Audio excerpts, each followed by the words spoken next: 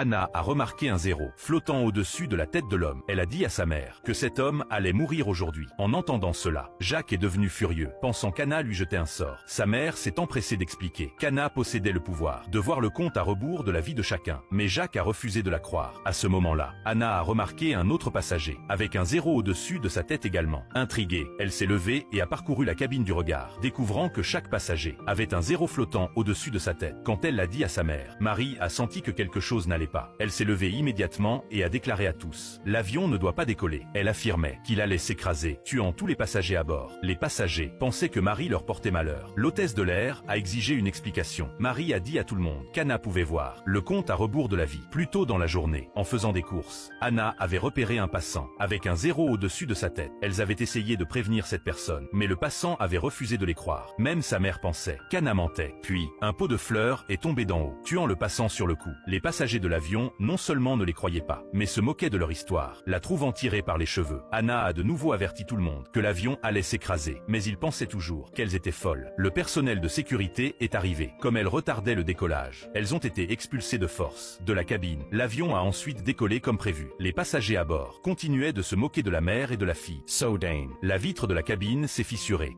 Jacques jeta une bouteille d'eau minérale dans la bassine de cuivre. L'instant d'après, des centaines de bouteilles apparurent. Croyant avoir des hallucinations, il lança un paquet de nouilles instantanées dans la bassine. À sa grande surprise, des centaines de paquets se matérialisèrent aussitôt. À cet instant, Jacques comprit que la bassine était un trésor. Pour obtenir des gains plus importants, il dépensa toutes ses économies en lingots d'or et les plaça dans la bassine. Instantanément, la bassine déborda de lingots d'or. Jacques était aux anges. Ces lingots pouvaient financer une vie de luxe. Mais il remarqua un défaut. Tous les lingots portaient le même numéro de série. Il commanda donc un équipement de fond et fit fondre tous les lingots en un lingot géant qu'il vendit à un négociant en or. Le négociant resta bouche bée en voyant le lingot. Jamais elle n'avait vu une pièce d'or aussi imposante. Après avoir vendu le lingot, Jacques ne s'abandonna pas au plaisir. Au contraire, il dépensa une fortune pour construire un abri sécurisé, puis acheta des centaines de vêtements d'hiver haut de gamme et les ingrédients les plus précieux. En réalité, Jacques était un voyageur temporel. Il savait qu'une vague de froid dévastatrice allait frapper dans quelques jours. Alors qu'il quittait le centre commercial après ses achats, des flocons de neige commencèrent à tomber du ciel.